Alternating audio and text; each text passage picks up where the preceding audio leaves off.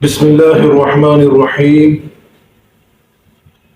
نحمده ونصلي ونسلم على رسوله الكريم أما بعد فأعوذ بالله من الشيطان الرجيم بسم الله الرحمن الرحيم وننزل من القرآن ما هو شفاء ورحمة للمؤمنين صدق الله العظيم۔ آج ہم جس صورت کے بارے میں بات کریں گے وہ ایک بڑی عظیم صورت ہے۔ عظیم اس لیے کہا کہ میں نے کہا، یہ وجہ نہیں ہے۔ عظیم اس لیے کہا کہ بڑوں نے کہا، یہ وجہ بھی نہیں ہے۔ محدثین نے کہا یا مفسرین نے کہا، یہ وجہ بھی نہیں ہے۔ تابعین نے کہا، تابعین نے کہا، صحابہ نے کہا، یہ کوئی وجہ نہیں ہے، کیونکہ اس کو عظیم کہنے والی ذات ایک اللہ کی ذات ہے۔ قرآن میں آتا ہے نا، وَلَقَدْ آتَيْنَاكَ سَبْعًا مِّنَ الْمَثَانِي وَالْقُرْآنِ الْعَظِيمِ، جس کا مفہوم ہے کہ اللہ اپنے نبی سے فرما رہے ہیں کہ اے نبی، ہم نے آپ کو ایسی صورت دی ہے جو 7 آیتوں پر مشتمل ہے۔ وہ صورت ہے سورہ فاتحہ، جس کو اللہ کی ذات کہہ رہے ہیں کہ عظیم صورت ہے۔ قرآن کے اندر ایک عظیم صورت ہے، اور اللہ یوں کہہ رہے ہیں کہ یہ صورت بار بار پڑھی جانے والی صورت ہے، کیونکہ نماز میں جتنی دفعہ سورہ فاتحہ پڑھی جاتی ہے، اس کے علاوہ مزید کوئی صورت اتنی نہیں پڑھی جاتی جتنی سورہ فاتحہ پڑھی جاتی ہے۔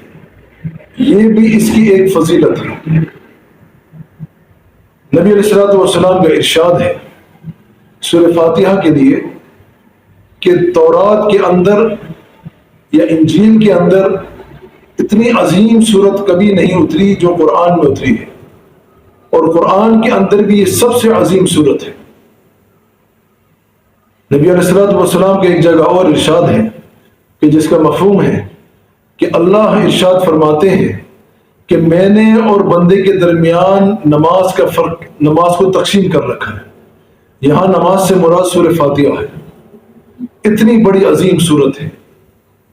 آج ہم اس کے فوائد کے بارے میں بات کریں گے کہ جو شخص لا علاج مرض میں مبتلا ہو تو اس شخص کو چاہیے کہ سورہ فاتحہ ہر نماز کے بعد 11 دفعہ پڑھ کر پانی پہ دم کرے اور پیے۔ یہاں پر مجھے ایک حدیث اور یاد آ گئی، کیونکہ اگلی بات اسی کے مطابق ہے کہ حضرت ابن عباس رضی اللہ تعالیٰ کا ارشاد ہے، جس کا مفہوم ہے کہ ہمارے یہاں پر اگر کسی کو جن یا جادو کا مرض ہو جاتا تھا تو ہم اسے سورہ فاتحہ پڑھ کے دم کرتے ہیں، تو سورہ فاتحہ کی برکت سے وہ جن ظاہر ہو جاتے، جادو ختم ہو جاتا ہے۔ تو اگر کسی شخص پر جن یا جادو کا مسئلہ ہو تب بھی سورہ فاتحہ ہر نماز کے بعد 21 دفعہ پڑھ کے دم کرے، پانی پہ دم کرے اور پانی پلائے ان کو۔ اور اگر پڑھ نہیں سکتا ہے تو سورہ فاتحہ کی تلاوت سنتا رہے۔ اور اگر کسی ساتھی کو مزید کوئی معلوم کرنا ہو یا کوئی بات پوچھنی ہو یا کوئی مسئلہ پوچھنا ہو تو ہم سے کمنٹس میں ہم سے پوچھ سکتا ہے۔ اللہ ہم سب کو جزائے خیر دے۔ السلام علیکم ورحمۃ اللہ۔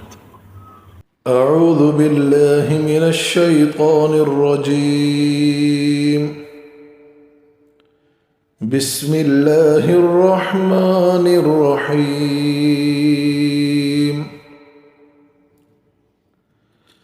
الحمد للہ رب العالمین،